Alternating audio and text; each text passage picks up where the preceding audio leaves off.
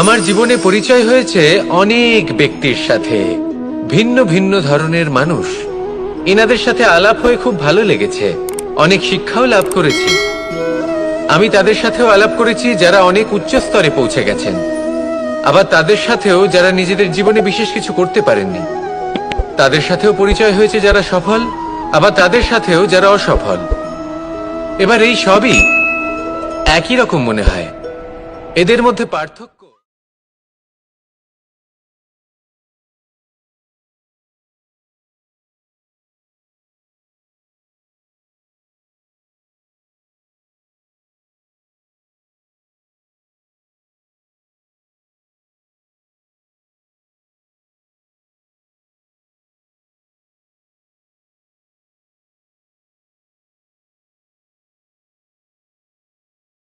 পারেননি। সেখানেই যখন সফল ব্যক্তির সাথে পরিচয় হয়, তাদের কাছে সবসময় একটা কারণ থাকে যে কিভাবে এই সমস্যাগুলির ঊর্ধ্বে উঠে সাফল্য লাভ করা যায়। আর সেই কারণ হলো যে যাই হয়ে যাক না কেন, সাফল্য লাভ করতেই হবে। যতই সংঘর্ষ করতে হোক না কেন, যতই সমস্যা আসুক না কেন, সফল আমাদের হতেই হবে। এটাই পার্থক্য মানসিকতার। সত্যি কথা বলতে, আপনার আজকের এই মানসিকতা হলো আপনার আগামী ভবিষ্যতের ইমারতের ভিত। এই মানসিকতা যতটা প্রবল হবে, যতটা শুভ হবে, আপনার ভবিষ্যৎ ততটাই বিশাল এবং সুন্দর হবে। তাহলে সমস্যার উপর নয়, সাফল্যের উপর মনোযোগ কেন্দ্রীভূত করুন, জীবনে এগোতে থাকুন, আর আমার সাথে ভালোবেসে বলুন, রাধা রাধা। কোনো এক সময়ের কথা, একজন জেলের একটা ছোট্ট পুত্র ছিল। সে ভাবল যে আমি আমার বাবার মতোই মাছ ধরব। তখন সে একটা লাঠি নিল, তাতে দড়ি বাঁধল, আর সেই দড়ির মুখে যে কাঁটা বিঁধে থাকে তাতে চারা ঝুলিয়ে জলে ফেলল আর বসে থাকলো। কিছু সময় পরে জলে একটি তরঙ্গ দেখা গেল।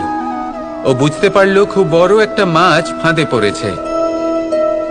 ও বল প্রয়োগ করলো, সেটা টানার চেষ্টা করলো।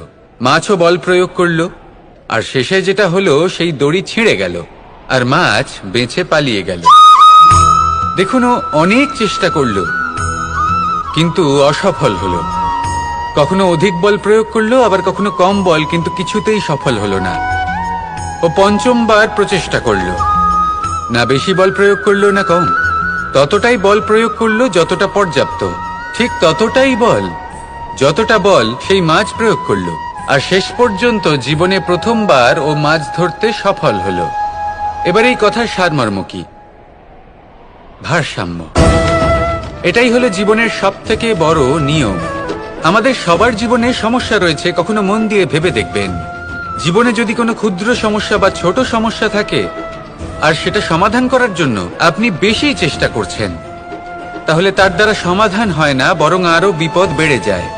যখন কোনো বড় সমস্যা থাকে আর আপনি কম চেষ্টা করতে থাকেন, তখন সমাধান হয় না, তা চলতেই থাকে।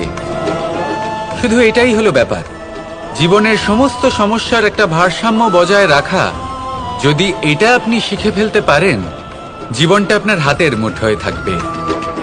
আসুন আমার সাথে ভালোবেসে বলুন, রাধা রাধা। আমরা কখন উচিত কাজ করি, কখন অনুচিত কাজ করি, কখন পুণ্য করি আর কখন পাপ করি, কখন ন্যায়ের পথে চলি আবার কখন অন্যায়ের পথে চলি, তা দুজন ব্যক্তি বুঝতে পারেন, পরমাত্মা আর অন্তরাত্মা। এবার প্রত্যেক মুহূর্তে কি হয় পরমাত্মা সবই জানেন, তার কাছে কিছুই গোপন নয়। কিন্তু প্রত্যেক মুহূর্তে আপনার কি করা উচিত সেটা উনি এসে আপনাকে বলতে পারবেন না।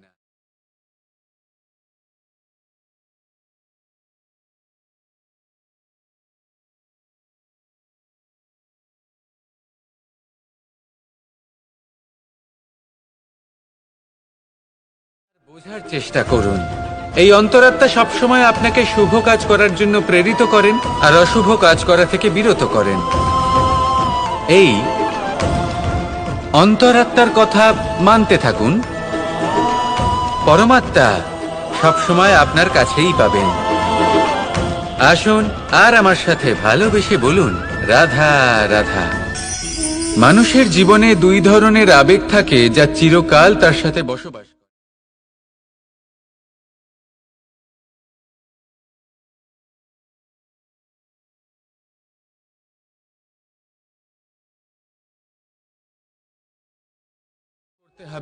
আমাকে ওখানে ঘুরতে যেতে হবে, আমায় জীবনে এই অসম্ভব কাজ বাস্তবায়িত করে দেখাতে হবে, আদি ইত্যাদি।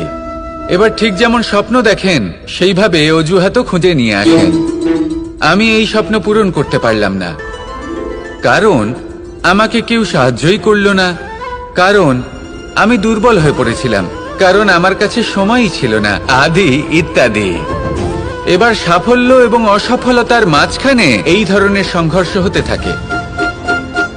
সাফল্য তখন লাভ করা সম্ভব যখন আপনার স্বপ্ন আপনার অজুহাতের থেকে অনেক বড় হয়, আর অসফলতা তখন পাবেন যখন আপনার অজুহাত আপনার স্বপ্নের থেকে অনেক বড় হয়। আপনি যদি সাফল্য লাভ করতে চান তাহলে চেষ্টা করতে থাকুন, পরিশ্রম করুন। যদি অসফল হন তাহলে ভয়ভীত হওয়ার কোনো প্রয়োজন নেই। নিজের ভুল বুঝুন, তাকে শুধরে নিন, আবার চেষ্টা করুন। কিন্তু যদি নিজের জীবনে অজুহাত নিয়ে আসেন তখন স্বপ্ন কখনো পূরণ হবে না। আসুন আমার সাথে ভালোবেসে বলুন, রাধা রাধা।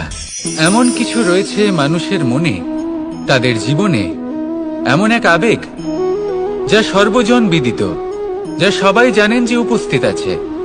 সেটাকে আমরা সমস্যা বলে থাকি। এমনিতে আমরা সকলেই জানি যে এমন কোনো গৃহ নেই যেখানে মৃত্যুর ছায়া পড়েনি, এমন কোনো বৃক্ষ নেই যার দ্বারা ওষুধ তৈরি সম্ভব নয়, এমন কোনো অন্ন নেই যা সময়ের সাথে বিষ বা অমৃতে পরিণত হতে পারে। এবার এই সমস্যাগুলি কোনো ব্যক্তির জন্য সমস্যা হতে পারে, কিন্তু নিজে থেকে এরা কোনো সমস্যাই নয়। এরা আসে আমাদের সাহায্য করতে, আমাদের কিছু শেখাতে। আপনি নিজেই দেখুন, পর্বতের শিখর থেকে কোনো এক পাখি পড়ে গিয়ে নিজের প্রাণ ত্যাগ করলো। সেটা কখন সম্ভব? যখন সেই পাখি ওড়ার চেষ্টাই করে না। তখন যখন কোনো ব্যক্তি জলে পড়ে যান এবং ডুবে গিয়ে নিজের প্রাণ হারান, এর সম্ভাবনা কখন বেশি থাকে? যখন সেই ব্যক্তি সাঁতার কাটার চেষ্টাই করেন না। তখন এই সমস্যা প্রত্যেকের জীবনে থাকবেই, কিন্তু এটা মনে রাখা প্রয়োজনীয় যে কোনো সমস্যা পরিস্থিতির কারণে সমস্যা হয়ে ওঠে না। এই পরিস্থিতি যখন আমাদের সামনে আসে আমাদের তা কঠিন মনে হয়, আমরা নতমস্তক হয়ে পড়ি, ভয়ভীত হয়ে পড়ি, তার সম্মুখীন হতে পারি না। তখন তা সমস্যার রূপ নেয়। দৃঢ় হয়ে দাঁড়িয়ে থাকুন সাহসের সাথে, এই পরিস্থিতিগুলির সম্মুখীন হন, দেখবেন সমস্যা কখন সাফল্যে পরিণত হবে আপনি জানতেই পারবেন না। আসুন আমার সাথে ভালোবেসে বলুন, রাধা রাধা। এই সমগ্র সংসারের সবথেকে গুরুত্বপূর্ণ ব্যক্তি কে? স্বয়ং আপনি। নিজের জন্য তো বটেই, তাই না? কারণ যখন আপনি জন্মগ্রহণ করেন, নিজের চোখ খোলেন, এই সংসারে আসেন, তখনই তো এই সংসারকে আপনি দেখতে পান, অনুভব করতে পারেন। এখানকার আবেগ, এখানকার মানুষজন তখন থেকেই অনুভব করেন। যদি আপনি না থাকেন তাহলে এই সংসারের অস্তিত্ব আপনার কাছে শূন্য।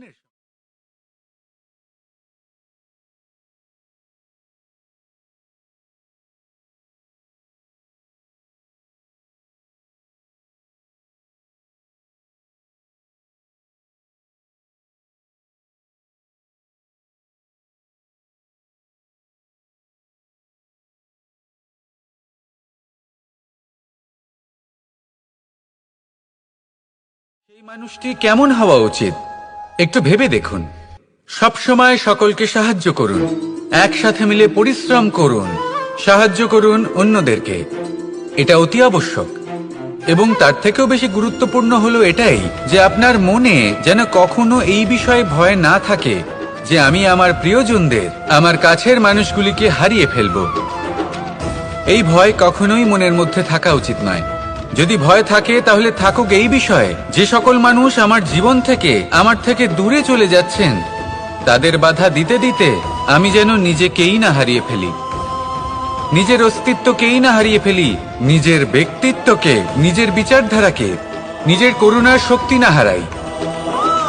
তাহলে এই ভয় ত্যাগ করুন আর আমার সাথে ভালোবেসে বলুন, রাধা রাধা। মানুষের দুটো রূপ রয়েছে। এক, আমাদের এই মুখ, যা শুধুই চোখে দেখা যায়। আর দ্বিতীয়, আমাদের এই মন, যা শুধুমাত্র অন্তরাত্মা দ্বারা দেখা যায়। এবার আমাদের এই মুখ, তা ঈশ্বর সকলকেই আগে থেকেই প্রদান করেছেন। কিন্তু এই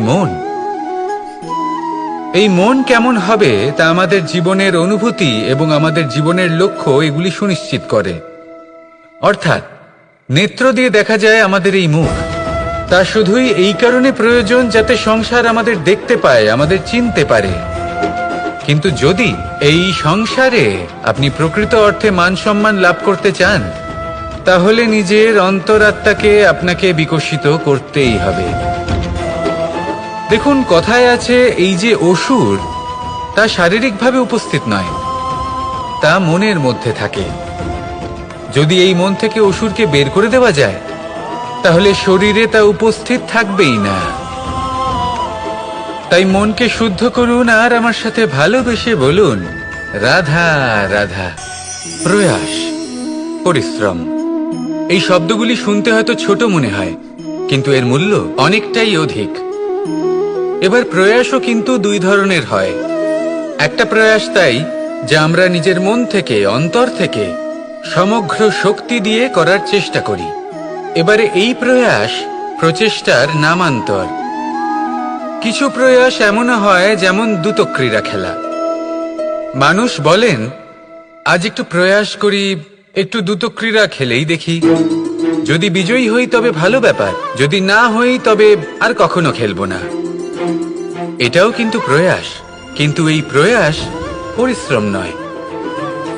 পাণ্ডবদের দেখুন, ওনারা যখন পরিশ্রম করেছিলেন তখন খাণ্ডবপ্রস্থকেও ইন্দ্রপ্রস্থ বানিয়েছিলেন। দ্রুতক্রীড়া খেললেন, সেই মুহূর্তেই ইন্দ্রপ্রস্থ হারিয়ে ফেললেন। পরিশ্রম করলেন, সগৌরবে রাজা হলেন। দ্রুতক্রীড়া খেললেন, তখন এক মুহূর্তে রাজা থেকে নিঃস্ব হয়ে গেলেন। সারমর্ম এটাই যে দ্রুতক্রীড়া কখনো কখনো আপনার মিত্র হতে পারে, কখনো সে আপনাকে বিজয়ী করতে পারে, কিন্তু প্রয়াস এবং পরিশ্রম যখন একসাথে মিলিত হয় তখন তা সর্বদাই আপনার সাথে থাকে। প্রয়াস করতে থাকুন, পরিশ্রম করতে থাকুন, আর আমার সাথে ভালোবেসে বলুন, রাধা রাধা। জীবনে সবসময় সেটা হয় না যা আমরা চাই, তেমন ভাবে হয় না যেমন ভাবে আমরা চাই। এবার তাতে আমরা দুঃখ পাই, নিরাশ হয়ে পড়ি, ভাগ্যকে দোষ দিই অথবা অন্য কাউকে বা নিজেকে। কিন্তু সত্যটা কি সেটা আমাদের জানতে হবে। এই সংসার নির্মিত হয়েছে পাহাড় দ্বারা এবং পাথর দ্বারা, তাই প্রত্যেক স্থানে ছোট ছোট ছোট ছোট নুড়ি পাথর তো অবশ্যই থাকবে। এগুলো এড়িয়ে যাওয়া সম্ভব নয়, আর এই কথাটা আমরা সকলে জানি। এবার এইভাবেই আমাদের জীবনে নানান রকমের সমস্যা লেগেই থাকে। এর হাত থেকে কোনোভাবেই নিস্তার পাওয়া সম্ভব নয়। একটা সমস্যা এড়াতে যান, দ্বিতীয় চলে আসবে, দ্বিতীয় সমস্যা এড়াতে যান, তৃতীয় চলে আসবে। কিন্তু সমস্যা জীবনে থাকবেই, আর আপনাকে সাহায্য করার জন্যই থাকবে কোনো না কোনো রূপে। আপনার চারপাশে পাথর আছে, এটা আপনার উপর নির্ভরশীল আপনি কি করবেন, কোন পথে অগ্রসর হবেন এবং কিভাবে অগ্রসর হবেন। এবার দেখুন, এটা তো সবসময় সম্ভব নয় যে আপনার পদতলে ফুলের চাদর থাকবে, এটা তো অসম্ভব। সেই জন্য উচিত এটাই হবে যে আপনি পাদুকা পরিধান করে জীবনে অগ্রসর হন। এর সারমর্ম এটাই, যখনই জীবনে সমস্যা আসবে দৃঢ় হয়ে সম্মুখীন হন এবং এটা বোঝার চেষ্টা করুন যে এই সমস্যা জীবনে কেন এলো, কি শিক্ষা দিয়ে গেল। আপনার মধ্যে দোষ অবশ্যই থাকবে, তাকে গুণে পরিবর্তিত করুন। এই জীবন আরো বেশি সহজ সরল হবে এবং প্রসন্ন হয়ে বলবে, রাধা রাধা। মানুষ কখনো কখনো সময়কে নিয়ন্ত্রণ করতে চেষ্টা করে, কখনো কখনো সময়ের গুরুত্ব বুঝতে পারে না। এটা ভাবে যে এই কিছু মুহূর্ত কেটে যাক, একে অতিবাহিত করি, তাহলে কি বা হবে, কয়েকটা মুহূর্ত মাত্র। কিন্তু তা নয়। আজকের একটা মুহূর্ত ভবিষ্যতের অনেক বড় পরিবর্তনের ভিত হতে পারে। আজকের একটা মুহূর্ত আপনার ভবিষ্যৎকে উজ্জ্বল করে তুলতে পারে। সেই জন্য ছোট ছোট মুহূর্তগুলিকে অদেখা করবেন না। সময়কে কাজে লাগান, পূর্ণরূপে কাজে লাগান। এবার যদি আপনি কাউকে সাহায্য করতে চান আর সেই কারণেই যদি থেমে থাকেন, তাহলে ঠিক আছে, কারণ আপনি কাউকে সাহায্য করে তার জীবনকে আরো ভালো করে তুলতে চাইছেন, আরো শ্রেষ্ঠ করতে চাইছেন।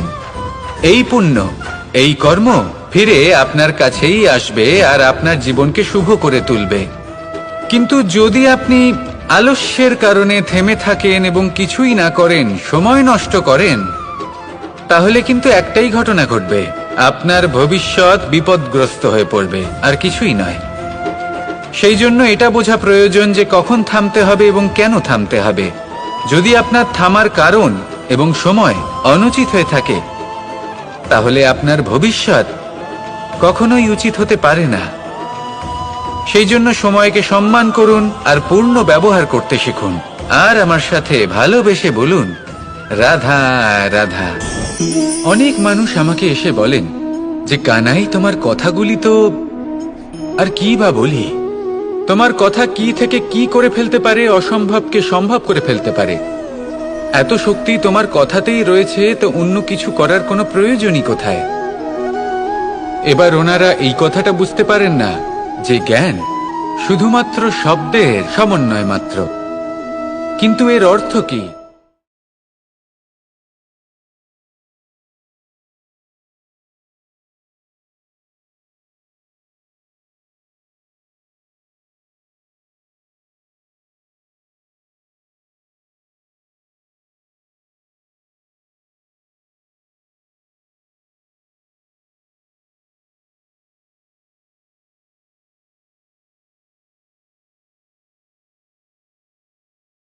যাপন করতে হবে, কর্ম করতে হবে নিরন্তর। এটা ভাবলে হবে না যে আমি কি আমার কর্মের ফল আদৌ পাবো কিনা। তবেই আপনি এই কথার অর্থ বুঝতে পারবেন। কখনো ভেবে দেখবেন, আমাদের বাড়িতে যারা জ্যেষ্ঠ আছেন, বড় আছেন, আমরা তাদের পুজো করি, তাদের সেবা করি, আমরা তাদের চরণ স্পর্শ করি। কেন? কারণ ওনাদের কাছে আমাদের থেকে অনেক বেশি জীবনের অভিজ্ঞতা থাকে। জীবনে শুধুমাত্র জ্ঞান শোনাটা প্রয়োজনীয় নয়, তা বুঝতে পারা প্রয়োজনীয়। তা যদি যাপন করেন, তবেই অভিজ্ঞতা হবে, তবেই প্রকৃত অর্থ বুঝতে পারবেন। তাহলে জ্ঞান শুধু শুনবেন না, বুঝুন, তাকে আচরণে আনুন এবং আমার সাথে ভালোবেসে বলুন, রাধা রাধা। এই সংসারের সব থেকে কঠোর ধাতুর মধ্যে একটি হলো লোহা। লোহা দিয়ে আমরা অনেক অস্ত্র শস্ত্র লাভ করি, অনেক বস্তুও লাভ করি। এবার এই লোহাকে কাটার জন্য, একে কোনো আকার দেওয়ার জন্য কি প্রয়োগ করতে হয়? লোহা। এবার এই কথাটা আমরা সকলেই জানি যে লোহার দ্বারাই লোহাকে কাটতে হয়। এবার এই কথা আমি আপনাকে কেন বলছি? এরপরে খুব বড় একটা প্রশ্ন আসে, যা খুব বড় শিক্ষা দিয়ে যায়। এটা কেন হয় যে আমরা একটা লোহা দিয়ে একটা লোহাতে আঘাত করছি, কিন্তু যে লোহা দ্বারা আঘাত করছি তার আকার বদলাচ্ছে না, যার উপর প্রহার করছি তার আকার বদলাচ্ছে? এতে পার্থক্যটা কোথায়? পার্থক্য হলো তাপমাত্রার। দেখুন, যে লোহাকে আমরা কাটতে চাই তার তাপমাত্রা বাড়াতে হয়, তাকে গরম করতে হয়। আর যে লোহা দ্বারা আমরা আঘাত করতে চলেছি, সেই লোহা আমাদের ঠান্ডা রাখতে হয়। অর্থাৎ ঠান্ডা লোহা গরম লোহাকে কেটে দেয়। এবার এই শিক্ষা কি আমাদের জীবনে যথেষ্ট নয়? আমাদের জীবনে অনেক সমস্যা আসতে পারে, কিন্তু আমাদের এই বিষয়ে বিশেষ খেয়াল রাখতে হবে যে আমাদের মনকে আমরা যেন ঠান্ডা রাখি, এই মস্তিষ্ককে শান্ত রাখতে হবে। যদি আমরা ক্রোধ বা ঈর্ষার আগুনে জ্বলতে থাকি, বিদ্বেষের আগুনে জ্বলতে থাকি, তাহলে আমরাও সেই লোহার মতোই হয়ে যাব, যার তাপমাত্রা অত্যন্ত বেশি।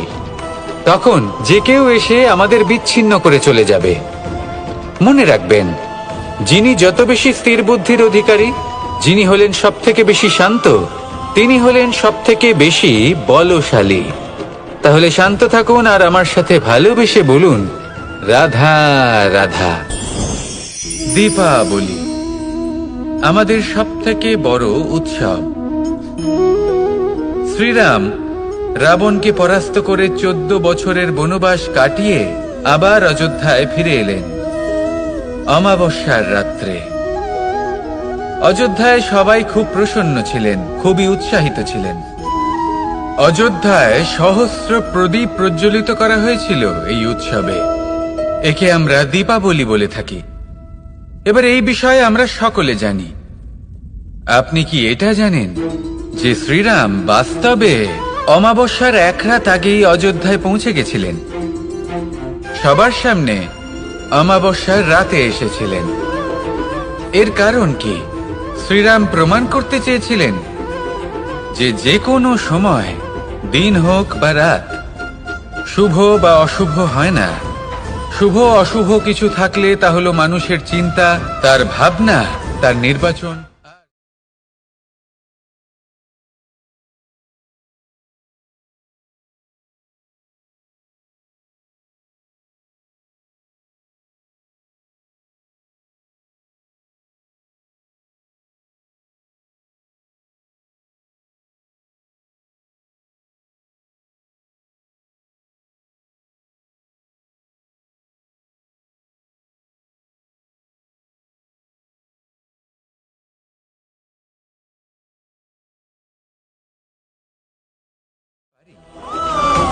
তাহলে তাকে প্রকৃত অর্থে দীপাবলি বলা যেতে পারে। তাহলে নিজের পরিবারের সাথে দীপাবলি পালন করুন। আপনাদের শুভেচ্ছা জানাই। আসুন আর আমার সাথে ভালোবেসে বলুন, রাধা রাধা।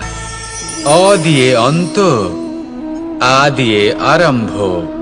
এই দুইয়েরই রাশি সমান। যদি আপনি মন দিয়ে দেখেন তবে দেখবেন এদের সম্পর্ক খুবই নিবিড়। কিভাবে? যখন কোনো কিছু শুরু হয় এটা নিশ্চিত হয়ে যায় যে তা সমাপ্তও হবে। আরম্ভই যদি না হয় তা সমাপ্তও হবে না। যা আরম্ভ হয়েছে তার সমাপ্তি হলো অবশ্যম্ভাবী। এটাই হলো প্রকৃতির নিয়ম, একে এড়ানো যায় না। এবার এই কথা আমরা সকলে জানি। এবার মানুষ কি ভাবে?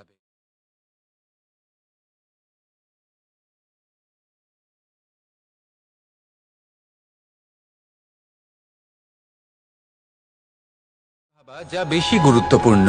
এবার মানুষ এটা জানে না যে মৃত্যুর পরে কি হতে পারে, কিন্তু এই কথা অবশ্যই জানে যে জন্ম থেকে মৃত্যু পর্যন্ত এই সময়, যাকে আমরা জীবন বলে থাকি, এই সময় আমরা কর্ম করতে পারি। এই কথা তো আমরা জানি। তাহলে এমন কি কর্ম করা যেতে পারে যা আমাদের সমাপ্তির পরও আমাদের প্রাসঙ্গিক করে রাখতে পারে? এই বিষয়ে ভাবা উচিত। যে জন্মগ্রহণ করেছে তার মৃত্যু হবেই, এটা সাধারণ বিষয়। কিন্তু ইতিহাস আজও সেই সকল মানুষজনকে স্মরণ করেন যাদের এই সংসার তাদের মৃত্যু নয়, বরং তাদের জীবনকালে যে কর্ম তারা করেছেন তার দ্বারা মনে রাখেন। সেই কর্মের কারণে এই সংসারে তাদের নাম, তাদের কর্ম, তাদের ব্যক্তিত্ব, তাদের কীর্তি অমর হয়ে থাকে। এবং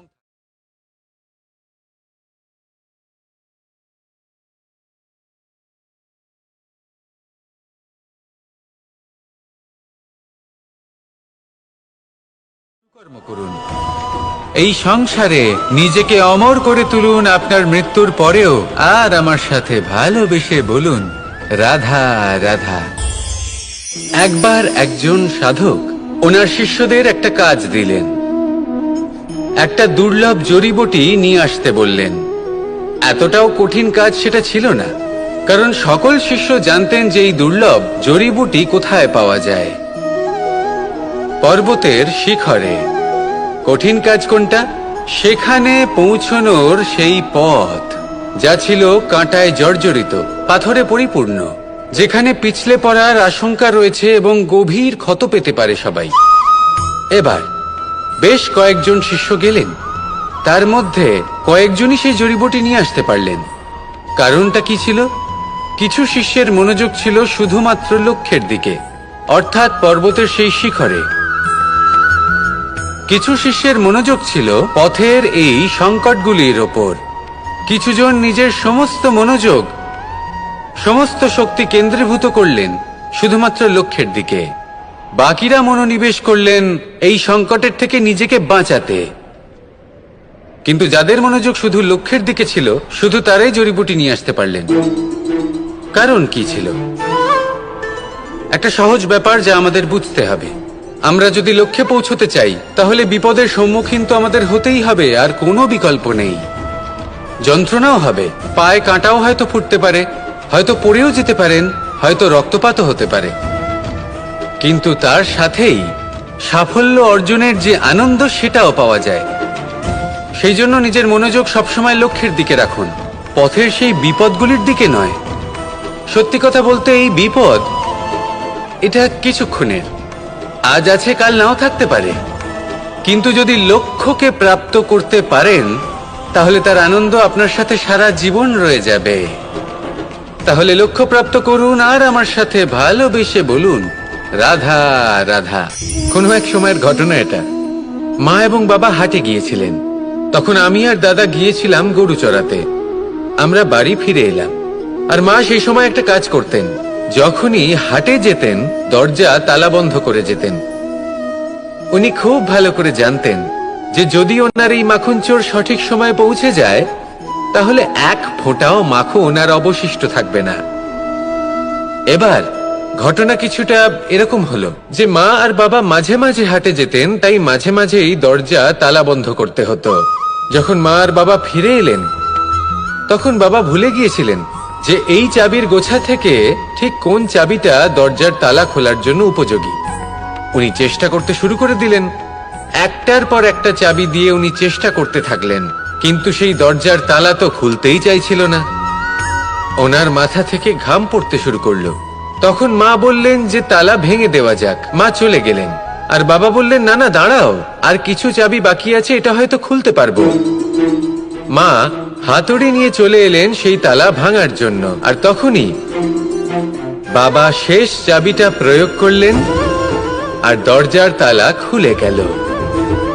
যদি উনি চেষ্টা না করতেন তাহলে এই তালাটাও ভেঙে যেত আর চাবিটাও নষ্ট হয়ে যেত, ঠিক কিনা?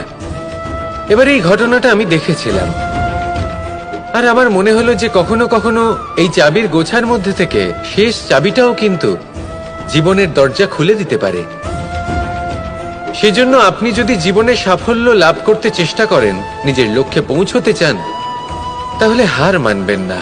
হয়তো দেখবেন আপনার পরবর্তী প্রচেষ্টা বা এই অন্তিম প্রচেষ্টা আপনাকে সাফল্যের পথে নিয়ে গেল। তাই নিরন্তর প্রচেষ্টা করতে থাকুন, জীবনে সাফল্য লাভ করুন, আর আমার সাথে ভালোবেসে বলুন, রাধা রাধা। কখনো কোনো চাতককে দেখেছেন? একটা চাতক বর্ষার জন্য অপেক্ষা করে, সেই বর্ষার জলে নিজের তৃষ্ণা নিবারণ করে, নয়তো সারা বছর তৃষ্ণার্ত থেকে যায়। ও আকাশের দিকে তাকিয়ে থাকে আর অপেক্ষা করে যে কবে বর্ষা হবে আর কবে আমি আমার তৃষ্ণা নিবারণ করব। সেখানে অন্যদিকে একটি কাক বা একটা পায়রা, এরা কি করে? যেখানে জল পায় পান করে নেয়, যেখানে খাবার পায় খেয়ে নেয়, আত্মীয় স্বজন বন্ধু বান্ধব যাকেই পায় তার সাথে সময় কাটায়, খাবার খায় আর চলে যায়। এবার এদের মধ্যে মিল কোথায় আর পার্থক্য কোথায়?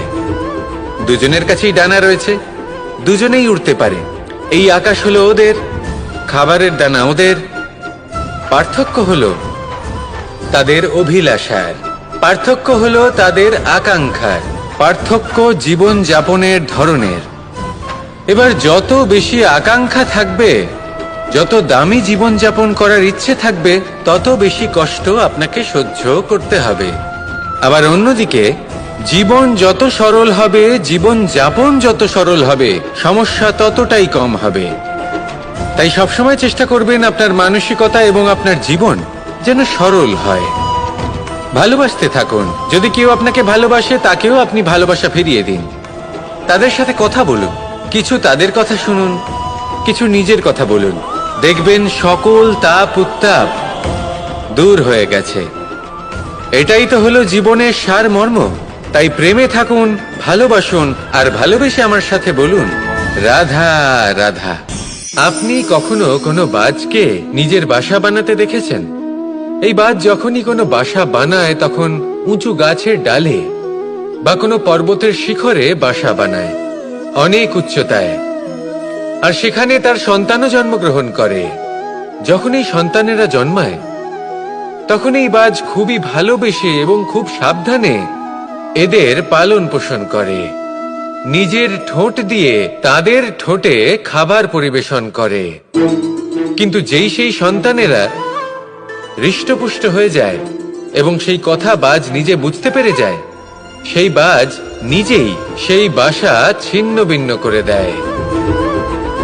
সেই সন্তান যাদের সবেমাত্র ডানা গজিয়েছে, কিভাবে উড়তে হয় তারা জানে না, সেই সন্তানগুলিকে উচ্চতা থেকে ঠেলে দেয়। সেই সন্তান প্রথমে ভয়ভীত হয়ে যায়। তারা সামনে মৃত্যুকে দেখতে পেয়ে ভয়ের কারণে তাদের ডানা ঝাপটাতে থাকে, আর সেই প্রক্রিয়াতেই সেই সন্তানগুলি উড়তে শুরু করে দেয়। এবার এই ঘটনায় আমরা কি শিক্ষা পেতে পারি? এটাই, যদি আপনি মাতা পিতা হন তাহলে নিজের সন্তানকে অবশ্যই স্নেহ করুন, কিন্তু তাদেরকে নিজের আঁচলের তলায় বেঁধে রাখবেন না। যদি আপনি চান আপনার সন্তান জীবনে উন্নতি করুক, তাহলে নিজের মুঠো থেকে তাদের স্বতন্ত্র করে দিন, এই সংসারে সংঘর্ষ করতে দিন। সেই সন্তান নিজেই বুঝতে পারবে যে জন্মের সময় পাওয়া ডানা কি করে ব্যবহার করতে হয়। আর আপনার চোখের সামনে আপনার সন্তান এই আকাশে উড়তে থাকবে। তাহলে আসুন আমার সাথে ভালোবেসে বলুন, রাধা রাধা। এই সংসারে সবাই বলেন আমি অর্জুনের মতো হয়ে উঠতে চাই। সবাই চায় যে তারাও যেন অর্জুনের মতো গান্ডীব লাভ করে। তারাও চায় যে তাদেরকেও মহাদেব এসে পশুপতি অস্ত্র দান করবেন। তারাও এটাই চায় মহাভারতের মতো মহাসংগ্রামে বিজয়ী হতে।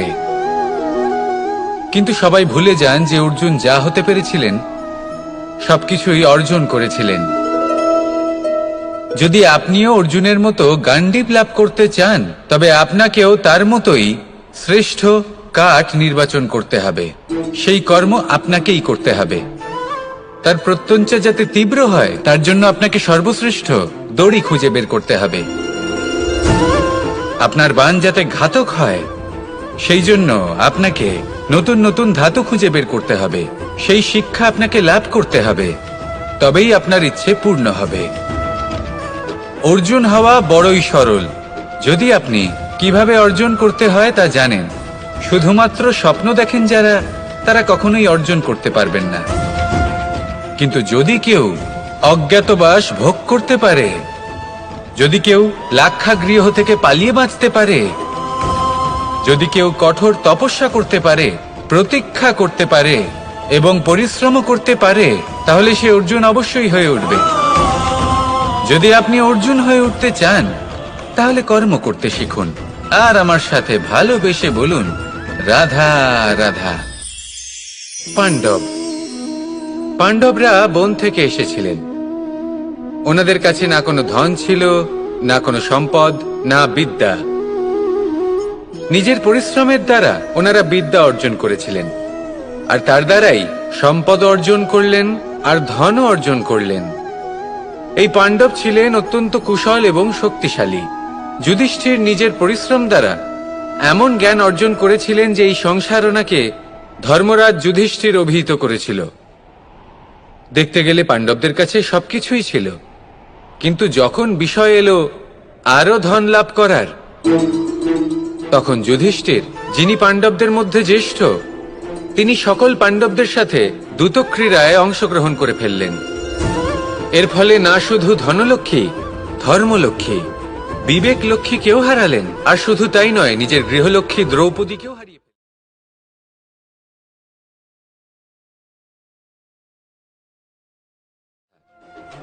এই সংসারে সম্মান এবং সাফল্য দুটোই পরিশ্রমের দ্বারা লাভ করতে হয়, কিন্তু দ্যুতক্রীড়ার এই খেলা আমাদের ভাগ্যের উপর নির্ভরশীল। এই সংসারে দুটি পথ রয়েছে। একটা পথ যেখানে কর্ম এবং পরিশ্রমের দ্বারা আপনি নিজের পথ নিজেই রচনা করতে পারবেন, আর দ্বিতীয় পথ হলো যেখানে এই ভাগ্য এক মুহূর্তে আপনাকে শিখরেও পৌঁছে দিতে পারে, আবার ধূলিসাৎ করে দিতে পারে। আপনি কোন পথ বাছবেন সেই চয়ন আপনারই। আসুন আর আমার সাথে ভালোবেসে বলুন, রাধা রাধা।